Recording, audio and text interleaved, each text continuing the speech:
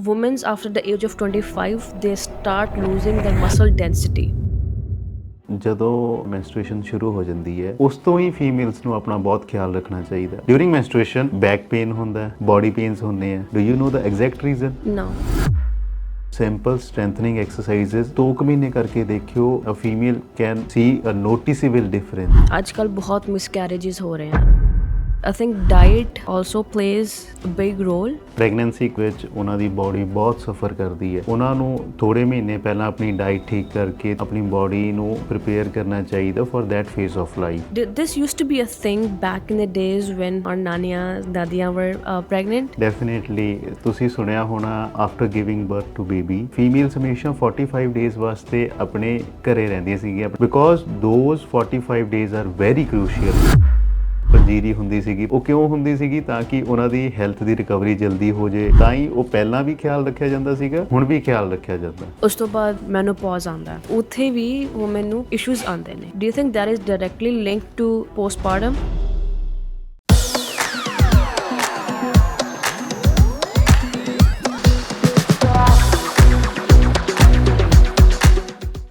ਅਮਰਿਤ ਜੀ, ਆਪ ਜੀ ਦਾ ਬਹੁਤ ਬਹੁਤ ਵੈਲਕਮ ਸਾਡੇ ਪਲੇਟਫਾਰਮ ਤੇ। How are you? I am good, thank you. I hope you are doing good too. Nice to see you. ਹਾਂਜੀ, ਥੈਂਕ ਯੂ ਬਿਲਕੁਲ ਜੀ।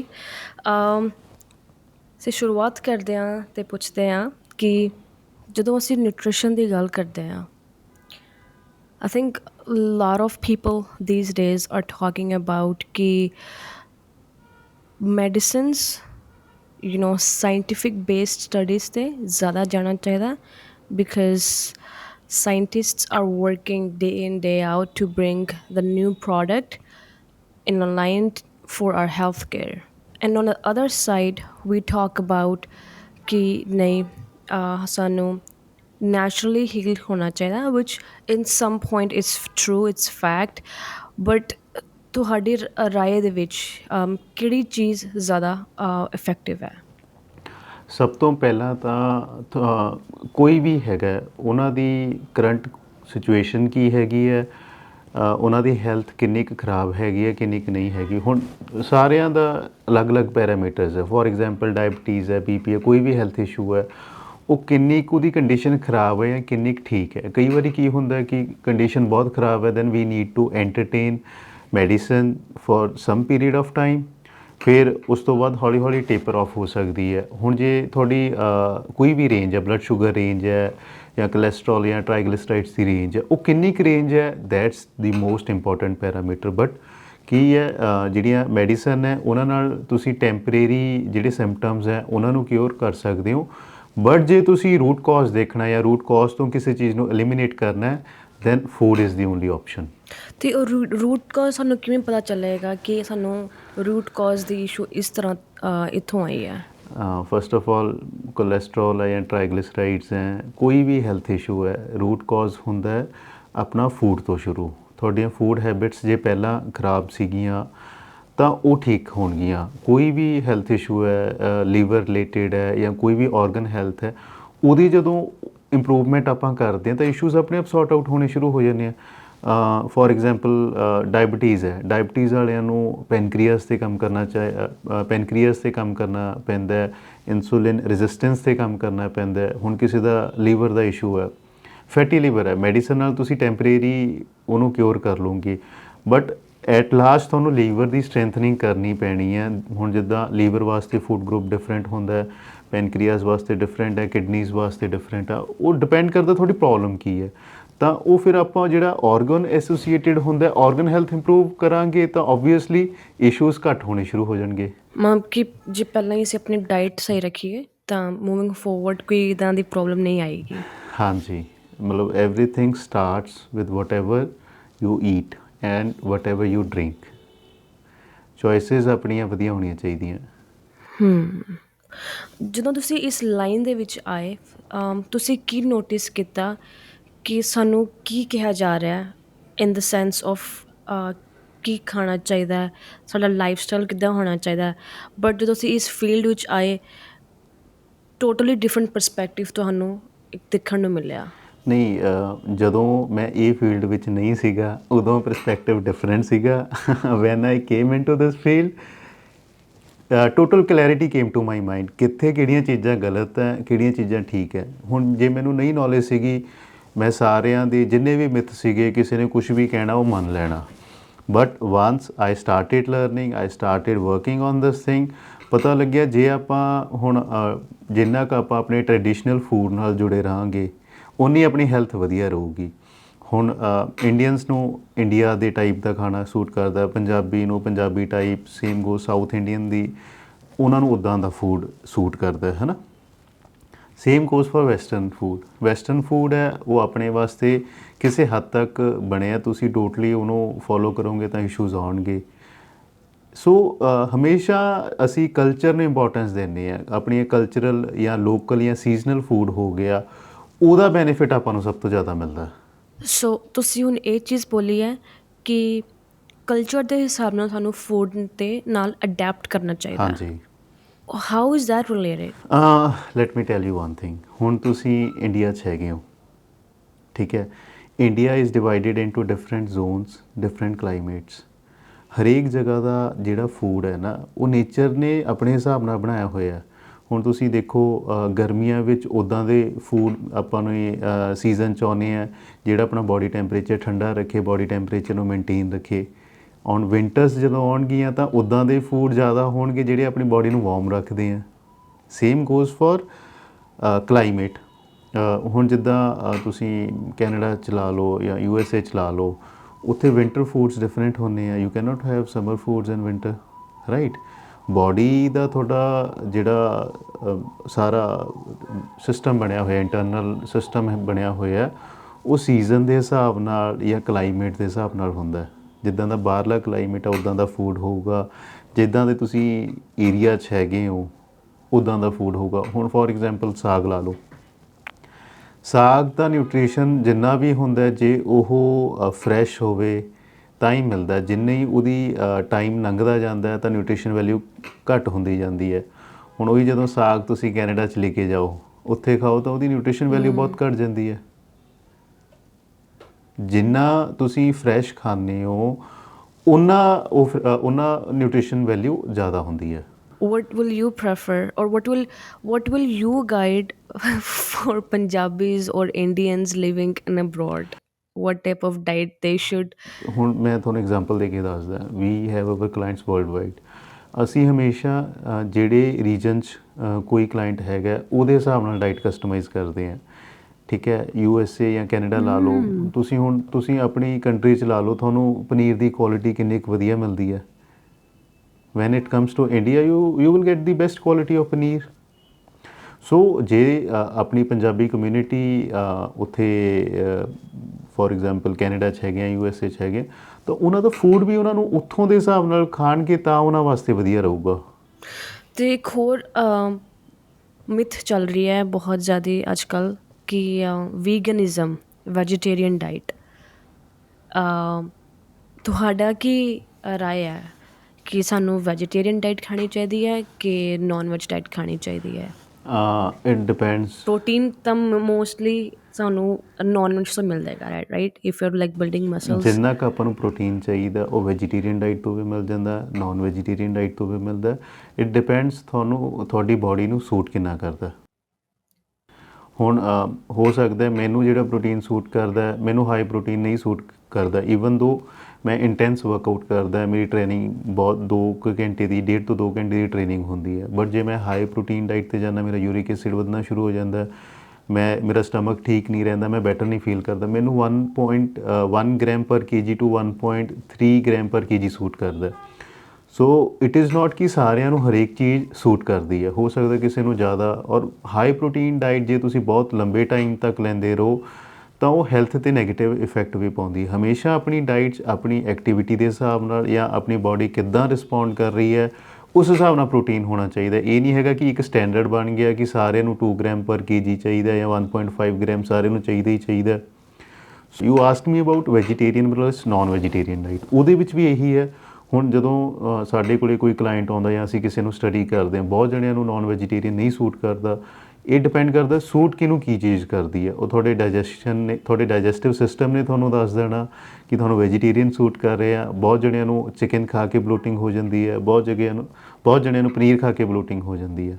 ਸੋ it is not about vegetarian versus non vegetarian, it is about what suits you the best. So in concern of diet, ਹਰ ਇੱਕ age ਦੇ parameters ਦੇ ਵਿੱਚ ਇੱਕ diet ਦਿੱਤੀ ਜਾਂਦੀ ਹੈ, ਹਾਂਜੀ ਰਾਈਟ। ਇੱਕ ਫਟਾਫਟ ਅਸੀਂ ਇੱਕ ਇਹਨੂੰ ਗੱਲ ਕਰਾਂਗੇ ਇਸ ਦੇ ਬਾਰੇ ਕਿ ਕਿਸ ਏਜ ਗਰੁੱਪ ਨੂੰ ਕਿਹੋ ਜਿਹੀ ਚੀਜ਼ ਖਾਣੀ ਚਾਹੀਦੀ ਹੈ। ਅਗੇਨ ਜਿਹੜੇ ਟੀਨੇਜਰਸ ਹੁੰਦੇ ਆ, ਉਹਨਾਂ ਦੀ ਗਰੋਇੰਗ ਸਟੇਜ ਹੁੰਦੀ ਹੈ, muscles, bone density, everything is going to increase. So ਉਹਨਾਂ ਦਾ ਪ੍ਰੋਟੀਨ, ਕਾਰਬਸ, ਫੈਟਸ ਸਭ ਜ਼ਿਆਦਾ ਚਾਹੀਦਾ। ਹੁਣ when compare to a person who is over 40, ਉਦੋਂ ਜਿਹੜਾ ਮੈਟਾਬੋਲਿਜ਼ਮ ਹੈ ਉਹ ਸਲੱਗਿਸ਼ ਹੋਣਾ ਸ਼ੁਰੂ ਹੋ ਜਾਂਦਾ ਜਾਂ ਸਲੋ ਹੋਣਾ ਸ਼ੁਰੂ ਹੋ ਜਾਂਦਾ।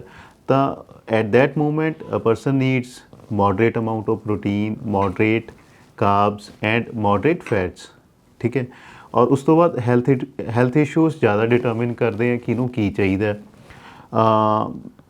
30s ਤੱਕ ਤੁਹਾਡਾ ਮੈਟਾਬੋਲਿਕ ਰੇਟ, ਤੁਹਾਡਾ ਹਰੇਕ ਔਰਗਨ ਇੰਪਰੂਵ ਹੁੰਦਾ ਰਹਿੰਦਾ 30s ਤੱਕ। 30th at the age of 30 ਉਦੋਂ ਜਿਹੜੀ ਹੈਲਥ ਹੁੰਦੀ ਉਹ ਪੀਕ 'ਤੇ ਹੁੰਦੀ ਹੈ। ਉਸ ਤੋਂ ਬਾਅਦ ਉਹ ਕਿਸੇ ਵੀ ਪਰਸਨ ਦੇ ਹੱਥ 'ਚ ਹੁੰਦਾ ਹੈ ਕਿ ਉੱਥੇ ਉਹਨੂੰ ਰੋਕਣਾ, ਹੋਰ ਇੰਪਰੂਵ ਕਰਨਾ, ਨਹੀਂ ਤਾਂ ਨੈਗੇਟਿਵ ਸਾਈਡ ਜਾਣਾ ਸ਼ੁਰੂ ਹੋ ਜਾਂਦਾ ਜੇ ਉਹ ਆਪਣੀ ਹੈਲਥ ਦਾ ਖਿਆਲ ਨਹੀਂ ਰੱਖਦੇ। 30s ਤੋਂ ਬਾਅਦ it is the most important time ਕਿ ਹੈਲਥ ਦਾ ਜ਼ਿਆਦਾ ਖਿਆਲ ਰੱਖਣਾ ਚਾਹੀਦਾ। ਇਸ਼ੂਜ਼ ਵੀ ਦੇਖੋਗੇ ਅਰਲੀ 30s 'ਚ ਆਉਣਗੇ, ਲੇਟ 30s 'ਚ ਆਉਣਗੇ, ਜਿੱਦਾਂ ਜਿੱਦਾਂ ਏਜ ਵੱਧਦੀ ਰਹਿੰਦੀ ਇਸ਼ੂਜ਼ ਵੱਧਦੇ ਰਹਿੰਦੇ ਆ। ਜਿਹੜੇ ਤਾਂ ਉਹ ਆਪਣੇ ਹੈਲਥ ਸਿਸਟਮ ਨੂੰ ਮੇਨਟੇਨ ਰੱਖਦੇ ਆ ਉਹਨਾਂ ਨੂੰ ਪ੍ਰੋਬਲਮਸ ਘੱਟ ਆਉਣੀਆਂ ਜਾਂ ਮਿਨੀਮਮ ਆਉਣੀ ਹੈ। ਜਿਹੜੇ ਨਹੀਂ ਮੇਨਟੇਨ ਕਰਦੇ ਉਹਨਾਂ ਨੂੰ ਇਸ਼ੂਜ਼ ਵਧਣੇ ਸ਼ੁਰੂ ਹੋ ਜਾਂਦੇ ਆ। 30 ਤੱਕ ਤੁਸੀਂ ਕੁਛ ਵੀ ਰਿਕਵਰ ਬਹੁਤ ਜਲਦੀ ਹੁੰਦਾ, ਉਸ ਤੋਂ ਬਾਅਦ ਰਿਕਵਰੀ ਰੇਟ ਸਲੋ ਡਾਊਨ ਹੋ ਜਾਂਦਾ। Do you think gym or exercise plays a lot of role in this also? Exercise plays the most important role. It is not about gym, it is not about whatever workout a person is doing should be there in the routine. A little bit of strengthening and some amount of cardio to improve the cardiac health. ਅਸੀਂ women's ਦੀ health 'ਤੇ ਜਾਂਦੇ ਹਾਂ। I think ਬਹੁਤ ਹੀ interesting mode ਹੋਏਗਾ conversation ਦੇ ਵਿੱਚ, because I will get to know about women's health from a man's perspective Definitely. And from a nutritionals perspective, right. ਇੱਕ ਮੈਂ ਮਿਥ ਸੁਣੀ ਹੈ ਕਿ ਕਹਿੰਦੇ ਨੇ ਕਿ women don't need to work out or don't need to eat too much protein because they get bulky. Now, I don't believe in that, but ਇੱਕ quick guide ਦੱਸ ਦੇਵੋ ਕਿ ਵੂਮਨਸ ਨੂੰ ਕਿੱਦਾਂ ਹੈਲਦੀ ਰਹਿਣਾ ਚਾਹੀਦਾ। ਐਂਡ ਸਪੈਸ਼ਲੀ ਦਾ ਫੈਕਟ ਕਿ ਜਿਵੇਂ ਕਿ ਤੁਸੀਂ ਹੁਣੇ ਗੱਲ ਕਰ ਰਹੇ ਸੀਗੇ ਕਿ 30 ਸਾਲ ਦੀ ਉਮਰ ਤੱਕ ਤੋਂ ਬਾਅਦ ਸਾਡਾ ਮੈਟਾਬੋਲਿਜ਼ਮ ਸਲੋ ਹੋਣਾ ਸ਼ੁਰੂ ਹੋ ਜਾਂਦਾ ਅਤੇ ਸਾਨੂੰ ਡਾਈਟ ਦੇ ਥਰੂ ਥੋੜ੍ਹੀਆਂ ਪ੍ਰੋਬਲਮਸ ਆਉਣੀਆਂ ਸ਼ੁਰੂ ਹੋ ਜਾਂਦੀਆਂ if you don't take care for diet. And recently ਮੈਂ ਇੱਕ ਚੀਜ਼ ਸੁਣੀ ਸੀਗੀ ਕਿ women's after the age of 25 ਦੇ ਸਟਾਰਟ ਲੂਜ਼ਿੰਗ ਦਰ ਮਸਲ ਡੈਂਸਿਟੀ। ਜਦੋਂ ਉਹਨਾਂ ਦੀ ਪਿਊਬਰਟੀ ਸ਼ੁਰੂ ਹੋ ਜਾਂਦੀ ਹੈ, ਮੈਂਸਟਰੂਏਸ਼ਨ ਸ਼ੁਰੂ ਹੋ ਜਾਂਦੀ ਹੈ, ਉਸ ਤੋਂ ਹੀ ਫੀਮੇਲਸ ਨੂੰ ਆਪਣਾ ਬਹੁਤ ਖਿਆਲ ਰੱਖਣਾ ਚਾਹੀਦਾ। ਹੁਣ ਤੁਸੀਂ ਹਮੇਸ਼ਾ ਸ਼ਾਇਦ ਸੁਣਿਆ ਹੋਊਗਾ ਜਦੋਂ ਡਿਊਰਿੰਗ ਮੈਂਸਟਰੂਏਸ਼ਨ ਬੈਕ ਪੇਨ ਹੁੰਦਾ, ਬੋਡੀ ਪੇਨਸ ਹੁੰਦੇ ਆ। Do you know the exact reason? ਜੇ No, I just feel it. Back strengthening ਕਰੋਗੇ ਪ੍ਰੋਪਰ, ਤੁਸੀਂ body strengthening is not about going to gym, it is about simple strengthening exercises at home can also do. ਉਹ 2 ਮਹੀਨੇ ਕਰਕੇ ਦੇਖਿਓ, a female can see a noticeable difference. ਉਹ ਚਾਹੇ ਉਹਨਾਂ ਦੀ ਮੈਂਸਟਰੂਏਸ਼ਨ ਹੋ ਗਈ, ਡਿਊਰਿੰਗ ਉਹਨਾਂ ਦੇ ਮੈਂਸਟਰੂਏਸ਼ਨ ਜਿਹੜਾ ਫੇਜ਼ ਹੁੰਦਾ ਲੋ ਰਹਿਣਾ, ਐਨਰਜੀ ਲੈਵਲ ਘੱਟ ਰਹਿਣੇ ਜਾਂ ਬੈਕ ਪੇਨ ਹੋਣਾ, ਉਹਦੀ ਸਟਰੈਂਥਨਿੰਗ ਕਰੋਗੇ ਤਾਂ she can see significant difference. I will cut you over here and I will tell you my personal experience ਕਿ ਜਦੋਂ ਮੈਂ ਜਿਮ ਜਾਣਾ ਸ਼ੁਰੂ ਕੀਤਾ ਸੀਗਾ ਨਾ ਰੈਗੂਲਰਲੀ, ਹਾਂਜੀ 2 ਮੰਥਸ ਤੱਕ ਮੈਂ ਰੈਗੂਲਰ ਜਿਮ ਗਈ। ਐਂਡ ਉਹਨਾਂ 2 ਮਹੀਨਿਆਂ ਵਿੱਚ ਮੈਂ ਨੋਟਿਸ ਕੀਤਾ whenever I use to have my periods, ਮੈਨੂੰ ਨਾ ਬੈਕ ਪੇਨ ਹੁੰਦੀ, ਨਾ ਮੈਨੂੰ ਕੋਈ ਵੀ ਏਕਸ ਆਉਂਦੇ, ਨਾ ਹੀ ਮੈਨੂੰ ਮੂਡ ਸਵਿੰਗਸ ਹੁੰਦੇ। And I would perform best in gym. So but ਜਦੋਂ ਮੈਂ ਜਿਮ ਕਰਨੀ ਬੰਦ ਕਰਤੀ, oh my god, like I had like periods, and I was dying. I was literally dying. I couldn't even like get up from bed. You see the difference? Yeah. It is just about strengthening. ਜਦੋਂ muscles weak ਹੋਣਗੇ ਤਾਂ ਉਹ ਤੰਗ ਕਰਨਗੇ। ਉਹੀ ਜੇ ਤੁਸੀਂ muscles ਦੀ ਥੋੜ੍ਹੀ ਜਿਹੀ ਸਟਰੈਂਥਨਿੰਗ ਕਰ ਲਓ, ਉਹ ਸਾਰੇ ਇਸ਼ੂਜ਼ ਆਉਣੇ ਬੰਦ ਹੋ ਜਾਂਦੇ ਆ। Obviously food plays important role, but exercise should also be there. ਜ਼ਿਆਦਾਤਰ ਫੀਮੇਲਸ ਵਾਕ ਕਰਦੀਆਂ, ਉਹ ਸਟਰੈਂਥਨਿੰਗ ਐਕਸਰਸਾਈਜ਼ਸ ਨਹੀਂ ਹੁੰਦੀਆਂ ਉਹਨਾਂ ਦੇ ਸਕੈਡਿਊਲ 'ਚ। ਜੋ 10 ਤੋਂ 15 ਮਿੰਟ ਰੋਜ਼ ਥੋੜ੍ਹੀ ਜਿਹੀ ਸਟਰੈਂਥਨਿੰਗ ਕਰ ਲੈਣ even at home, few basic body weight exercises, they can see huge difference in their health. ਅਸੀਂ ਨੈਕਸਟ ਮੋਡ ਤੇ ਆਉਂਦੇ ਹਾਂ ਤੇ ਗੱਲ ਕਰਦੇ ਹਾਂ ਵੂਮਨ ਇਨ ਪ੍ਰੈਗਨੈਂਸੀ ਔਰ woman who are trying to conceive. ਅੱਜ ਕੱਲ੍ਹ ਬਹੁਤ ਮਿਸਕੈਰੇजेस ਹੋ ਰਹੇ हैं, right? And I think diet also plays a big role. So what are your guidance for women who are trying to conceive in like next few years, or who are trying to conceive in like maybe like next few months? ਉਹਨਾਂ ਵਾਸਤੇ ਕੀ pregnancy ਇੱਕ ਬਹੁਤ important phase ਹੁੰਦਾ females ਦੀ life ਦਾ। ਉਹਦੇ ਵਿੱਚ ਉਹਨਾਂ ਦੀ body ਬਹੁਤ ਸਫਰ ਕਰਦੀ ਹੈ। ਸੋ ਉਹਨਾਂ ਨੂੰ ਥੋੜ੍ਹੇ ਮਹੀਨੇ ਪਹਿਲਾਂ ਆਪਣੀ ਡਾਈਟ ਠੀਕ ਕਰਕੇ, ਥੋੜ੍ਹੇ ਜਿਹੇ ਐਕਸਰਸਾਈਜ਼ਸ ਇੰਟਰੋਡਿਊਸ ਕਰਕੇ ਆਪਣੀ ਬਾਡੀ ਨੂੰ ਪ੍ਰਿਪੇਅਰ ਕਰਨਾ ਚਾਹੀਦਾ for that phase of life. ਹੁਣ ਅੱਜ ਕੱਲ੍ਹ ਕੀ ਚੱਲਦਾ, ਫੈਟ ਡਾਈਟਸ ਚੱਲਦੀਆਂ ਜਾਂ ਫਾਸਟ ਫੂਡ ਚੱਲਦਾ, ਠੀਕ ਹੈ। ਦੇ ਆਪਟ ਫॉर ਦੋਜ਼ ਟੂ, ਜਾਂ ਤਾਂ ਉਹਨਾਂ ਨੇ ਫੈਟ ਡਾਈਟ ਕਰਕੇ ਵੇਟ ਲੋਸ ਕਰਨਾ ਜਾਂ ਉਹਨਾਂ ਨੇ ਫਾਸਟ ਫੂਡ ਖਾਣਾ, ਹੈ ਨਾ। ਉਹਨਾਂ ਨੇ ਵਿੱਚ ਵਾਲਾ ਰਸਤਾ ਨਹੀਂ ਲੱਭਣਾ, ਤਾਂ ਉਹਦੇ ਕਰਕੇ ਉਹਨਾਂ ਦੀ ਹੈਲਥ ਬਹੁਤ ਖ਼ਰਾਬ ਹੁੰਦੀ ਜਾਂਦੀ ਹੈ। ਨਿਊਟ੍ਰੀਸ਼ਨ ਡੈਫੀਸ਼ੀਐਂਸੀਜ਼ ਬਹੁਤ ਹੁੰਦੀਆਂ ਫੀਮੇਲਸ ਨੂੰ, ਜਿਹਦੇ ਕਰਕੇ ਬਹੁਤ ਵਾਰੀ ਕਨਸੀਵ ਕਰਨਾ ਵੀ ਔਖਾ ਹੋ ਜਾਂਦਾ, ਜਾਂ weight gain is another issue. So everything should be taken care of. 3 ਕੁ ਮਹੀਨੇ ਵੀ ਜੇ ਉਹ ਆਪਣੀ ਹੈਲਥ ਨੂੰ ਦੇ ਦੇਣ ਨਾ ਬਿਫੋਰ ਕਨਸੀਵਿੰਗ, ਉਹਦੇ ਨਾਲ ਹੀ ਬਹੁਤ ਫਰਕ ਪੈ ਜਾਂਦਾ। ਈਵਨ ਕਨਸੀਵ ਕਰਨ 'ਚ ਵੀ ਅੱਜ ਕੱਲ੍ਹ ਬਹੁਤ ਪ੍ਰੋਬਲਮ ਆ ਰਹੀ ਹੈ because of bad and unhealthy life style. Unhealthy life style ਨੂੰ ਜੇ ਡਿਫਾਈਨ ਕਰੀਏ, ਉਹ ਕਿੱਦਾਂ ਕਰ ਸਕਦੇ ਹਾਂ? ਅਨਹੈਲਦੀ ਲਾਈਫ ਸਟਾਈਲ ਇੱਕ ਤਾਂ ਹੋ ਗਿਆ ਸਭ ਤੋਂ ਪਹਿਲਾਂ sedentary lifestyle. There is no physical activity, ਜੇ ਹੈਗੀ ਹੈ ਤਾਂ ਬਹੁਤ ਘੱਟ ਹੈਗੀ ਹੈ। ਉਸ ਤੋਂ ਬਾਅਦ ਈਟਿੰਗ ਹੈਬਿਟਸ ਉਸ ਤੋਂ ਵੀ ਜ਼ਿਆਦਾ ਮਾੜੀਆਂ। ਸਵੀਗੀ ਹੋ ਗਿਆ, ਠੀਕ ਹੈ, ਜ਼ੋਮੈਟੋ ਹੋ ਗਿਆ, everything is available at door step. ਜੇ ਅੱਜ ਅੱਗੇ ਕੀ ਹੁੰਦਾ ਸੀ, ਬਾਹਰ ਜਾਂਦੇ ਸੀਗੇ, ਬਾਹਰ ਜਾਣਾ ਪਹਿਲਾਂ, ਫਿਰ ਬਾਹਰ ਖਾ ਕੇ ਫਿਰ ਆਉਣਾ, ਹੈ ਨਾ। Frequency of eating out was much less. ਅੱਜ ਕੀ ਹੈ, everything is available on single click, ਅਤੇ ਐਵਰੀਡੇ ਬਾਹਰ ਦਾ ਫੂਡ ਹੋ ਗਿਆ, ਅਨਹੈਲਦੀ ਹੋਰ ਬਹੁਤ ਚੀਜ਼ਾਂ, ਸਮੋਕਿੰਗ ਹੋ ਗਈ, ਉਸ ਤੋਂ ਬਾਅਦ ਐਲਕੋਹਲ ਹੋ ਗਈ, ਹੈ ਨਾ। ਲਾਈਫ ਸਟਾਈਲ ਬਹੁਤ ਖ਼ਰਾਬ ਹੋ ਰਿਹਾ। ਉਸ ਤੋਂ ਬਾਅਦ ਪੂਅਰ ਸਲੀਪਿੰਗ ਹੈਬਿਟਸ, ਸਟ੍ਰੈਸ, ਐਂਗਜ਼ਾਈਟੀ, ਇਹ ਸਾਰੇ ਜਿਹੜੇ ਇਸ਼ੂਜ਼ ਹੈਗੇ ਆ, ਲਾਈਫ ਸਟਾਈਲ ਫੈਕਟਰਸ ਹੈਗੇ ਆ। ਇਹ ਜੇ ਇਹਦੇ ਡਿਪੈਂਡ ਕਰਦਾ ਕਿ ਤੁਹਾਡਾ ਲਾਈਫ ਸਟਾਈਲ ਕਿੰਨਾ ਕੁ ਹੈਲਦੀ ਹੈ, ਕਿੰਨਾ ਕੁ ਅਨਹੈਲਦੀ ਹੈ। And also one of the things ਮੈਂ ਪੜ੍ਹਿਆ ਸੀਗਾ, plastic is also one of the causes in miscarriages. ਕਿ ਅੱਜ ਕੱਲ੍ਹ ਵਾਟਰ ਬੋਟਲਸ 'ਤੇ ਪਾਣੀ ਪੀ ਰਹੇ ਹਾਂ ਅਸੀਂ। It is not about plastic, it is about processed food. Everything is coming in packets. Whatever you are consuming in packet, it is not healthy. So again, ਹੁਣ ਤੁਹਾਡੀ ਕੰਟਰੀ 'ਚ ਲਾ ਲਓ, everything is frozen. I think you hardly get anything that is fresh. ਸੋ ਮੈਂ US ਜਾਂ Canada 'ਚ ਜਿੰਨੇ ਵੀ ਸਾਡੇ ਕਲਾਇੰਟ ਹੈਗੇ ਆ, ਜਿੰਨੇ ਵੀ ਸਾਡੇ ਵਿਊਅਰ ਹੈਗੇ ਆ, always ask them to go for organic products, ਜੇ ਉਹਨਾਂ ਨੇ ਹੈਲਦੀ ਰਹਿਣਾ।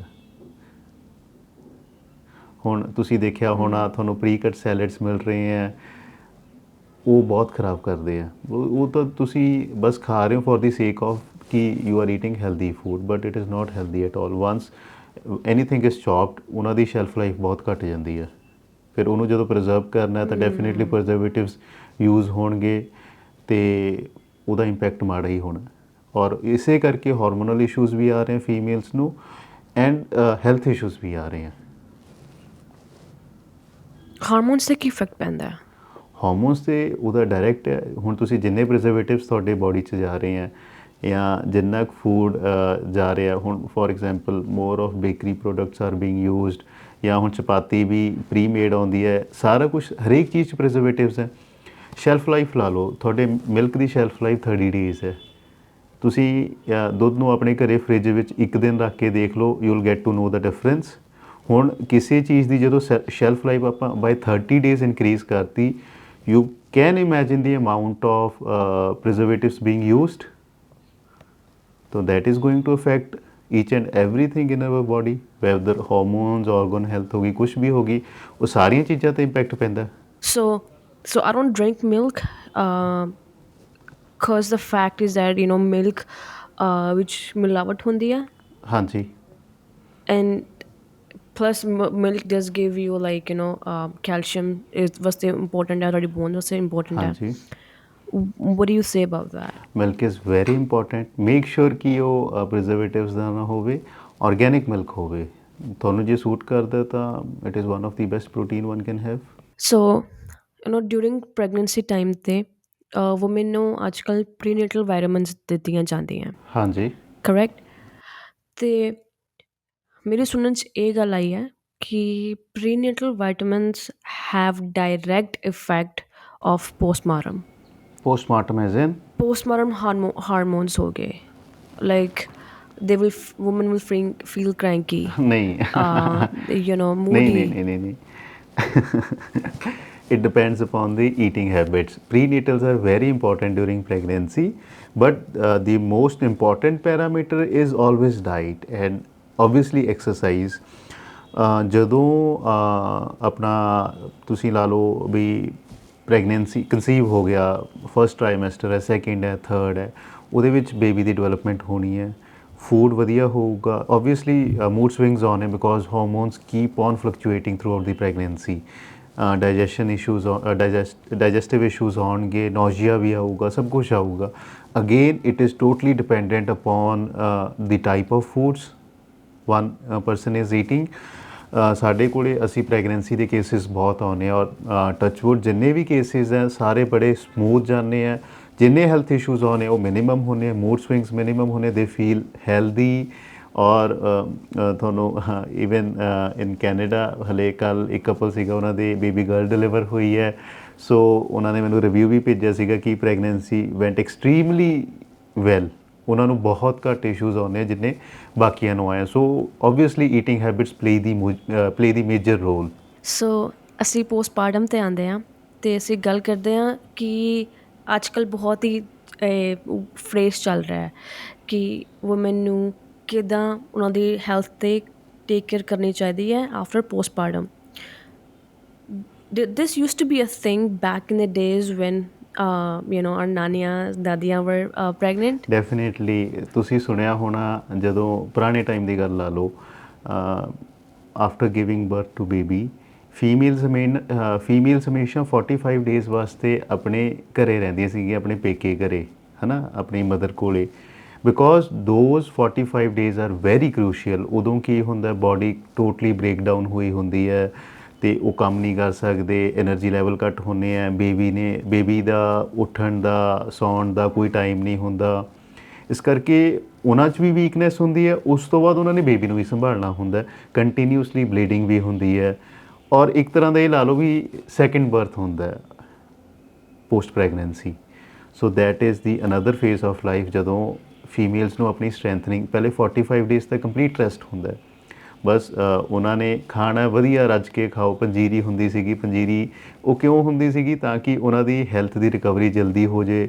ਪੰਜੀਰੀ 'ਚ ਸੀਡਸ ਹੁੰਦੇ ਸੀਗੇ, ਬੇਸਨ, ਕੋਈ ਬੇਸਨ ਪਾ ਲੈਂਦਾ ਸੀਗਾ ਅਤੇ ਕੋਈ ਅਲਸੀ ਪਾ ਲੈਂਦਾ ਸੀਗਾ। ਸਾਰਿਆਂ ਦੇ ਅਲੱਗ-ਅਲੱਗ ਆ, ਉਹਦੇ ਵਿੱਚ ਦੇਸੀ ਆਯੁਰਵੈਦਿਕ ਮੈਡੀਸਨਸ ਵੀ ਪੈਂਦੀਆਂ ਸੀਗੀਆਂ, ਜਸਟ ਟੂ ਮੇਕ ਸ਼ੋਰ ਕਿ ਰਿਕਵਰੀ ਵਧੀਆ ਹੋਵੇ, ਜਲਦੀ ਹੋਵੇ, ਅਤੇ ਉਹਨਾਂ ਨੇ ਜਿੰਨੀ ਉਹਨਾਂ ਦੀ ਹੈਲਥ ਖਰਾਬ ਹੋਈ ਹੈ ਉਹ ਨਾਲ ਦੀ ਨਾਲ ਠੀਕ ਹੋਣੀ ਸ਼ੁਰੂ ਹੋ ਜਾਏ। ਐਂਡ ਮੋਸਟ ਇੰਪੋਰਟੈਂਟਲੀ ਜਿਹੜੀ ਬ੍ਰੈਸਟ ਫੀਡ ਹੈ ਉਹ ਸਹੀ ਤਰੀਕੇ ਨਾਲ ਆਉਂਦੀ ਰਹੇ, ਔਰ ਬੇਬੀ ਨੂੰ ਜਿਹੜਾ ਨਿਊਟ੍ਰੀਸ਼ਨ ਹੈ, ਹੁਣ ਦੇਖੋ ਪਹਿਲਾਂ ਉਹ ਇਕੱਲੇ ਸੀਗੇ, ਹੁਣ ਉਹਨਾਂ ਨੇ ਨਿਊਟ੍ਰੀਸ਼ਨ ਆਪਣਾ ਵੀ ਪੂਰਾ ਕਰਨਾ, ਬੇਬੀ ਦਾ ਵੀ ਪੂਰਾ ਕਰਨਾ, ਤਾਂ she need to eat well in first at least 45 days. But ਅਸੀਂ ਹਮੇਸ਼ਾ ਰਿਕਮੈਂਡ ਕਰਦੇ ਹਾਂ ਕਿ ਪਹਿਲੇ 3-4 ਮਹੀਨੇ ਵਧੀਆ ਖਾ ਪੀ ਲਓ। ਓਬਵੀਅਸਲੀ ਔਨ ਦੀ ਹੈਲਦੀਅਰ ਸਾਈਡ, ਵਧੀਆ ਖਾਓਗੇ ਉਹਨਾਂ ਦੀ ਹੈਲਥ ਦੀ ਰਿਕਵਰੀ ਵੀ ਵਧੀਆ ਹੋਊਗੀ, ਬੱਚੇ ਦੀ ਵੀ ਹੈਲਥ ਇੰਪਰੂਵ ਹੋਊਗੀ।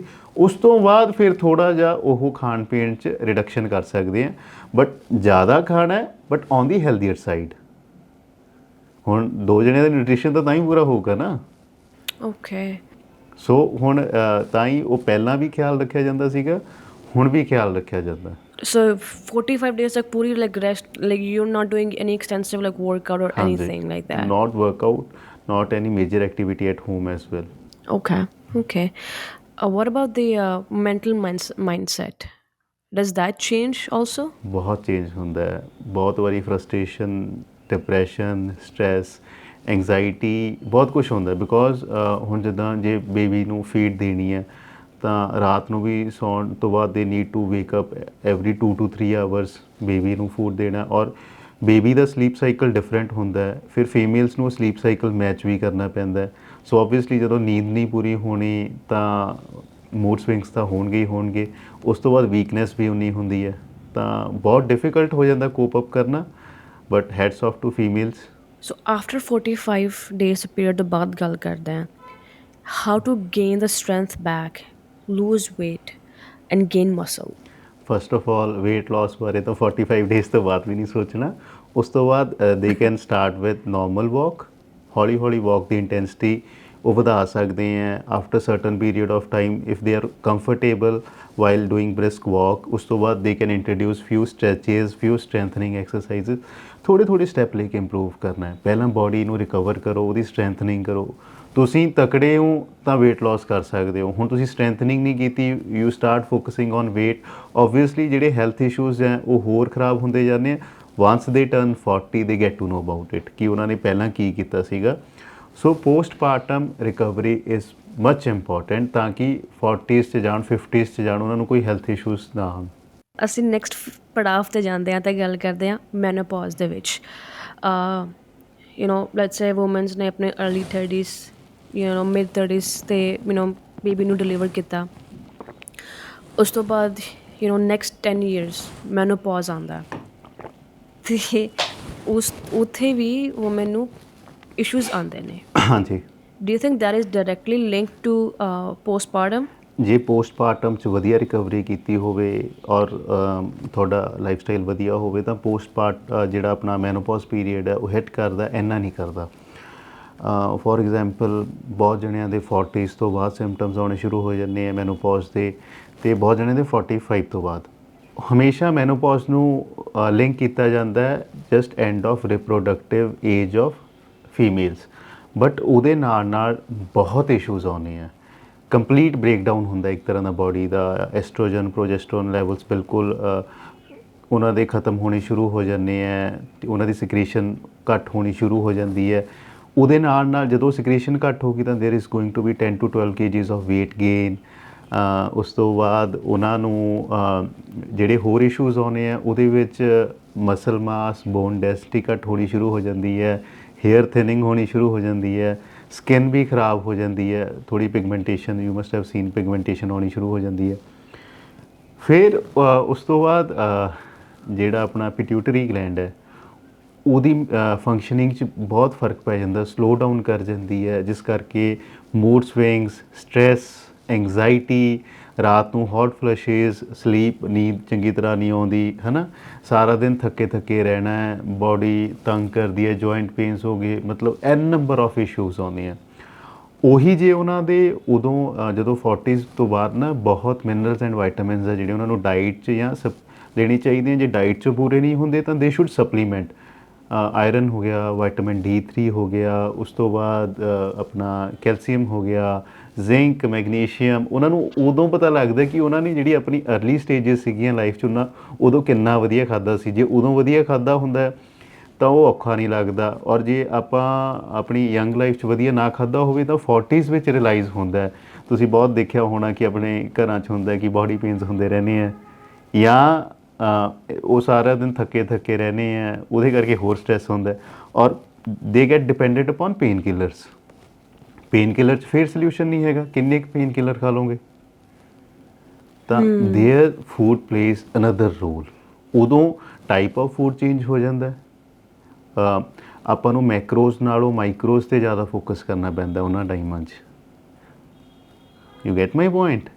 ਤਾਂ ਡਿਫਰੈਂਟ ਫੇਸਿਸ 'ਤੇ different type of foods play the major role. This is exactly what we went through in the beginning of the podcast. ਹੁਣ ਹਾਂਜੀ, ਹੁਣ ਤੁਸੀਂ ਆਪਣੇ ਬਜ਼ੁਰਗਾਂ ਤੁਸੀਂ ਕਹਿੰਦੇ ਸੁਣਿਆ ਹੋਣਾ ਵੀ ਇਹਨਾਂ ਨੇ ਆਪਣੇ ਟਾਈਮ 'ਚ ਵਧੀਆ ਖਾਧਾ ਤਾਂ ਇਹਨਾਂ ਨੂੰ ਕੋਈ ਪ੍ਰੋਬਲਮ ਨਹੀਂ ਆਈ। ਸੁਣਦੇ ਹੋ ਨਾ, ਉਹ ਕਿਉਂ ਜੋ ਆਪਾਂ ਆਪਣੀ ਅਰਲੀ ਸਟੇਜਿਸ ਵਿੱਚ ਕੀਤਾ, ਜੋ ਖਾਦਾ, ਉਹ ਪਤਾ ਲੱਗਣਾ ਵਾਂਸ ਵੀ ਟਰਨ 40 ਕਿ ਆਪਾਂ ਨੇ ਪਹਿਲਾਂ ਕੀ ਗਲਤ ਕੀਤਾ, ਹੁਣ where we are going wrong. ਔਰ ਬਹੁਤ ਜਣਿਆਂ ਨੂੰ ਤਾਂ ਫਿਰ ਵੀ ਨਹੀਂ ਪਤਾ ਲੱਗਦਾ। They keep on visiting different physicians, different doctors, reports ਠੀਕ ਹੁੰਦੀਆਂ ਬਟ ਫਿਰ ਵੀ ਹੈਲਥ ਇਸ਼ੂ ਨਹੀਂ ਸਮਝ ਆਉਂਦਾ। ਉਦੋਂ ਪਤਾ ਲੱਗਦਾ ਕਿ they should do proper strengthening, proper diet, you get to see the results. ਉਦੋਂ ਵੇਟ ਵੂਟ ਭੁੱਲ ਕੇ ਆਪਣੀ ਹੈਲਥ 'ਤੇ ਜ਼ਿਆਦਾ ਫੋਕਸ ਕਰਨਾ ਚਾਹੀਦਾ। ਨੂੰ ਮੈਂ ਜਦੋਂ ਵੀ ਜਿਮ ਜਾਂਦੀ ਹਾਂ ਮੈਂ ਹਮੇਸ਼ਾ ਇਹ ਦੇਖਦੀ ਹਾਂ ਕਿ ਯੂ ਨੋ 90 ਸਾਲ ਦੀਆਂ ਲਾਈਕ ਬੁੱਢੀਆਂ, 70 ਸਾਲ ਦੀਆਂ ਬੁੱਢੀਆਂ ਵੀ like strong, going to gym, ਪੂਰੇ ਉਹਨਾਂ ਦੇ ਮਸਲਸ ਬਣੇ ਹੋਏ ਨੇ। ਸੋ ਮਤਲਬ ਇਹ ਤੁਸੀਂ ਲਾ ਲਓ ਵੀ ਵੈਸਟਰਨ ਕਲਚਰ 'ਚ ਇਹ ਸ਼ੁਰੂ ਤੋਂ ਸਿਖਾਇਆ ਜਾਂਦਾ ਕਿ ਜਿੰਨਾ ਤੁਸੀਂ ਐਕਸਰਸਾਈਜ਼ ਕਰੋਗੇ ਓਨਾ ਹੈਲਦੀ ਰਹੋਗੇ, ਠੀਕ ਹੈ। ਅਮੈਰੀਕਨ ਕਲਚਰ 'ਚ ਇਹ ਚੀਜ਼ਾਂ ਘੱਟ ਹੈ ਬਟ ਯੂਰੋਪੀਅਨਸ ਤੁਸੀਂ ਦੇਖਿਆ ਹੋਣਾ, ਤੁਸੀਂ once you visit any country or any city in Europe you will get to see 80s ਵਾਲੇ ਵੀ ਕੰਮ ਕਰ ਰਹੇ ਹੈ, 70s ਵਾਲੇ ਵੀ ਕੰਮ ਕਰ ਰਹੇ, ਦੇਅਰ ਚਾਂਸਿਸ ਤੁਸੀਂ ਥੋੜ੍ਹੇ ਬਹੁਤ ਇੱਦਾਂ ਦੇ ਲੋਕ ਵੀ ਦੇਖੋ ਜਿਹੜੇ ਪਲੱਸ 90s ਵੀ ਥੋੜ੍ਹਾ ਬਹੁਤ ਕੰਮ ਕਰ ਰਹੇ ਹੁੰਦੇ ਆ। ਅਤੇ ਇਹ ਸਾਡਾ ਇੰਡੀਅਨ ਕਲਚਰ 'ਚ ਕਿਉਂ ਨਹੀਂ ਹੈਗਾ? Like lot of like I feel like 48 ਸਾਲ ਦੀਆਂ ਔਰਤਾਂ, 50 ਸਾਲ ਦੀਆਂ ਔਰਤਾਂ ਆਪਣੇ ਆਪ ਨੂੰ ਬੁੱਢੀਆਂ ਸਮਝਣ ਲੱਗ ਜਾਂਦੀਆਂ। ਨਹੀਂ, ਇਹ ਹੁਣ ਦਾ ਟਾਈਮ ਚੱਲ ਰਿਹਾ, ਜਿਹੜਾ ਹੁਣ ਦਾ ਟਾਈਮ ਹੈ ਇਨ ਦੇਅਰ 40s ਔਰ 50s, ਉਹਨਾਂ 'ਚ ਉਨੇ ਐਨਰਜੀ ਲੈਵਲ ਨਹੀਂ ਹੈਗੇ because they are not eating well. ਹੁਣ ਤੁਸੀਂ ਮਤਲਬ ਆਪਣੇ ਗ੍ਰੈਂਡ ਮਦਰਸ ਲਾ ਲਓ, ਮੇਰੇ ਗ੍ਰੈਂਡ ਮਦਰ ਲਾ ਲਓ, she died at the age of 90 something, 90 plus, and ਉਦੋਂ ਤੱਕ ਉਹ ਤੁਰਦੇ ਫਿਰਦੇ ਸੀਗੇ, ਠੀਕ ਹੈ। My grandmother is still going strong. She's very active, and so she must have eaten good food. ਉਹਨਾਂ ਤੋਂ ਤੁਸੀਂ ਉਹਨਾਂ ਨੂੰ ਹੀ ਦੇਖ ਲਓ ਕਿ ਉਹ ਅੱਜ ਵੀ ਬਾਹਰ ਦਾ ਕਿੰਨਾ ਕੁ ਖਾਂਦੇ ਆ। she barely goes out and eat. She don't like to go out and eat. So you can see the difference. ਉਹਨਾਂ ਨੂੰ ਕਦੇ ਸੁਣਿਆ ਕਿ ਮੈਂ ਥੱਕੇ, ਉਹਨਾਂ ਨੂੰ ਉਹ ਥੱਕੇ ਹੋਏ ਹੈ, ਠੀਕ ਹੈ ਨਾ, ਉਹ ਮਤਲਬ ਜ਼ਿਆਦਾ ਐਕਟਿਵ ਹੋਣੇ ਬਾਕੀਆਂ ਨਾਲੋਂ। ਉਹ ਆਪਣੇ ਟਾਈਮ ਕੰਮ ਵੀ ਕਰਦੇ ਸੀਗੇ, ਉਹਨਾਂ ਦੀ ਐਕਸਰਸਾਈਜ਼ ਹੁੰਦੀ ਸੀ ਘਰ ਦਾ ਕੰਮ ਕਰਨਾ, ਤਾਂ ਉਹਨਾਂ ਦੇ ਮਸਲਸ ਐਕਟਿਵ ਸੀਗੇ। ਉਹ ਹੁਣ ਵੀ ਤੁਸੀਂ ਦੇਖਿਆ ਹੋਣਾ ਕਿ ਜਿਨ੍ਹਾਂ ਨੂੰ ਕੰਮ ਕਰਨ ਦੀ ਆਦਤ ਹੁੰਦੀ ਹੈ ਉਹ ਕੋਈ ਵੀ ਏਜ ਹੋਵੇ, ਨੰਬਰ ਹੋਵੇ, age is just a number, ਉਹ ਟਿੱਕੇ ਨਹੀਂ ਬਹਿੰਦੇ ਹੋਣੇ, ਕੋਈ ਨਾ ਕੋਈ ਥੋੜ੍ਹਾ ਬਹੁਤ ਕੰਮ ਕਰਦੇ ਰਹਿੰਦੇ ਹੋਣੇ। Exactly, same here, same with my ਦਾਦੀ ਮਾਂ also. ਹਾਂਜੀ। She's like ਮੈਂ ਨਹੀਂ ਬਹਿ ਸਕਦੀ, ਮੈਂ ਬੋਰ ਹੋ ਜਾਂਦੀ ਹਾਂ and I need to like keep on moving my body, and then she just like finds her stuff to do with herself. So this is the difference. ਬਹੁਤ ਕੁਝ ਸਿੱਖਣ ਨੂੰ ਮਿਲਿਆ, ਸਪੈਸ਼ਲੀ ਵੂਮਨਸ ਦੀ ਹੈਲਥ ਵਾਸਤੇ। Any last minute thoughts? ਆਪਾਂ females ਦੀ ਗੱਲ ਕਰਦੇ, let me talk about it.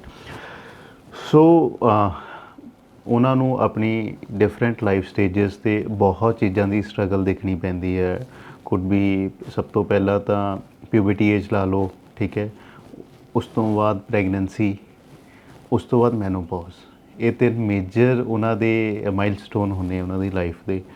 ਸੋ ਜਿੰਨਾ ਕੁ ਉਹ ਆਪਣੀਆਂ ਈਟਿੰਗ ਹੈਬਿਟਸ ਦਾ ਖਿਆਲ ਰੱਖਣ, ਹਮੇਸ਼ਾ ਅੱਜ ਦਾ ਟਾਈਮ ਕੀ ਚੱਲ ਰਿਹਾ ਕਿ ਸਾਡਾ ਵੇਟ ਲਾਸ ਹੋ ਜਾਏ ਚਾਹੇ ਸਾਨੂੰ ਭੁੱਖੇ ਰੱਖ ਲਓ, ਉਹਦੇ ਵਿੱਚ ਉਹ ਫਿੱਟ ਤਾਂ ਨਹੀਂ ਹੁੰਦੇ, ਆਪਾਂ ਕਹਿ ਸਕਦੇ ਹਾਂ ਪਤਲੇ ਤਾਂ ਹੋ ਜਾਂਦੇ ਆ, ਬਟ ਉਹਨਾਂ ਦੀ ਹੈਲਥ ਬਹੁਤ ਸਫਰ ਕਰਦੀ ਹੈ, ਹੈਲਥ ਨੂੰ ਬਹੁਤ ਕੰਪਰੋਮਾਈਜ਼ਸ ਦੇਖਣੇ ਪੈਂਦੇ ਆ।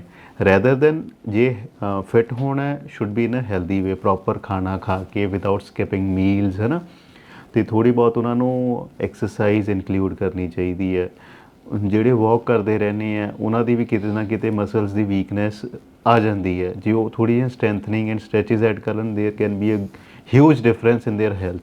ਔਰ ਬਹੁਤ ਚੇਂਜਸ ਨਹੀਂ ਕਰਨੀਆਂ, ਬਹੁਤ ਥੋੜ੍ਹੇ ਜਿਹੇ ਚੇਂਜਸ ਲੈ ਕੇ ਆਉਣੇ ਆਪਣੀ ਲਾਈਫ ਵਿੱਚ, ਤਾਂ they will get to see significant difference. So rather than just running after weight loss, focus for getting healthy and weight loss in a healthy way.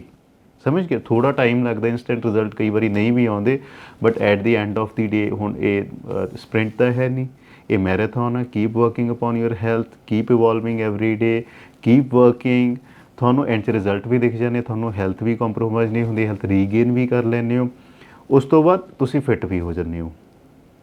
So this is my message to all the females ਕਿ just take care of your health. It is very important, rather than focusing on medicines, painkillers, hormonal pills, just take food as the solution for each and everything.